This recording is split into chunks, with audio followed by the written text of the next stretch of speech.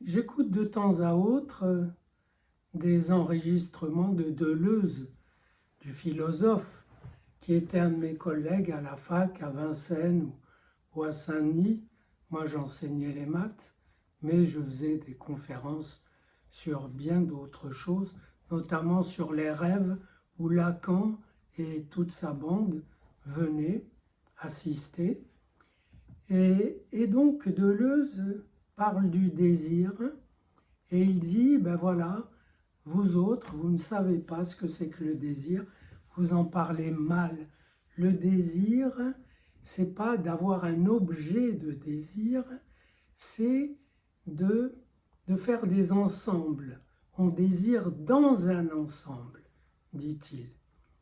Et très bien, et oui, si on désire une femme ou un voyage, on ne désire pas un point précis, un objet délimité, et on désire quelque chose qui est associé. On désire un texte et un contexte associés à ce voyage, cette femme, je ne sais pas, ce projet.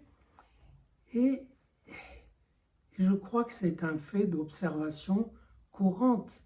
Pour désirer un objet précis et rien d'autre autour, sans aucune connexion avec quoi que ce soit autour, c'est déjà du fétichisme.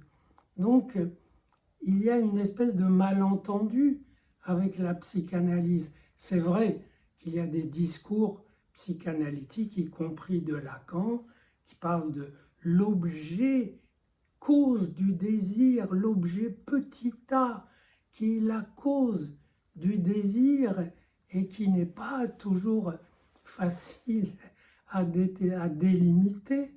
Il y a certainement dans l'éventail, moi je dirais, non pas dans l'agencement, comme dit Deleuze, mais dans la fibre.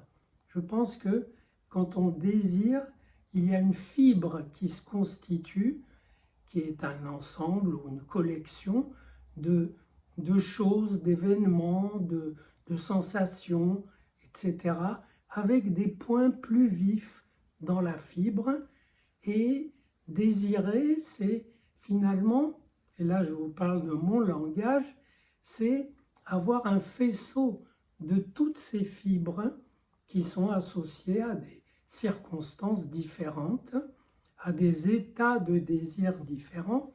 On ne désire pas toujours la même chose, mais on est habité par un désir qui fait vibrer telle ou telle fibre, qui mobilise telle ou telle fibre.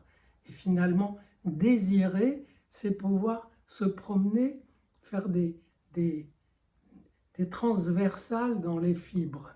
Ça, en mathématiques, on dit des sections dans les fibres, c'est-à-dire des passages avec, en collectionnant des bribes dans chaque fibre, et ça vous porte, ça vous donne un contexte désirant, et qui ne réfute en rien l'apport de Freud sur le désir.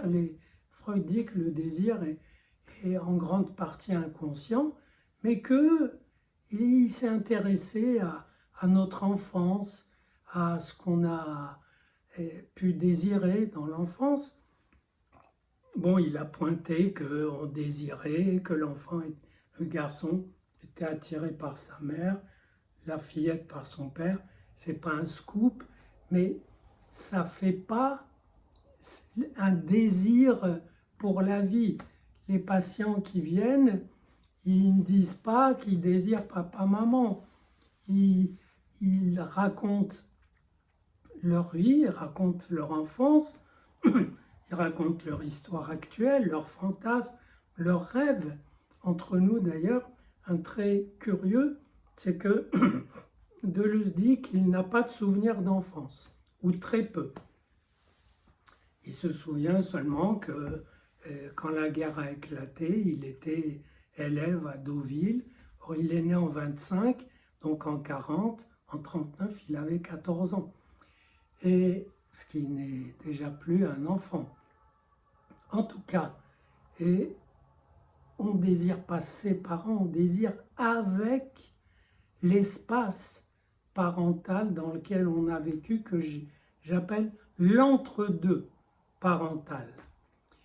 Et donc l'apport de Deleuze n'est pas dû de dire on ne désire pas un objet, on fait des agencements, on fait des ensembles qui s'articulent ou pas, etc. C'est une petite nuance que j'intègre parfaitement dans mon langage des fibres, que vous trouverez dans mes ouvrages. Et je dirais qu'il n'y a pas de raison de déclencher un tir de barrage contre la psychanalyse,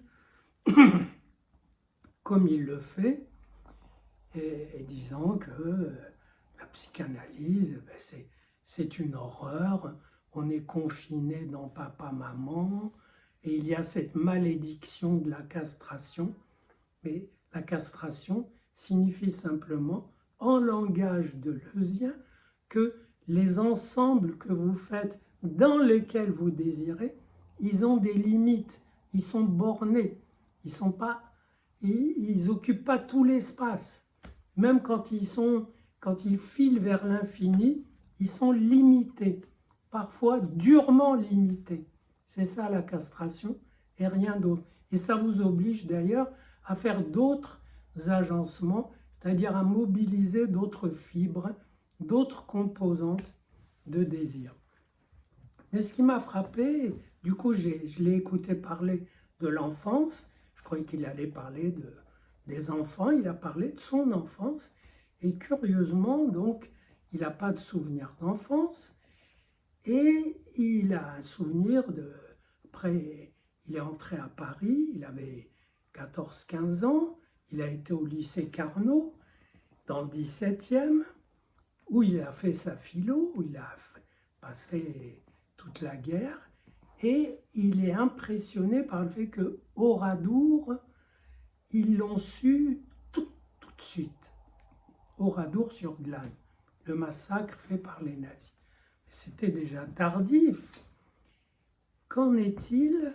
Est-ce que son regard sur le monde est allé jusqu'à percevoir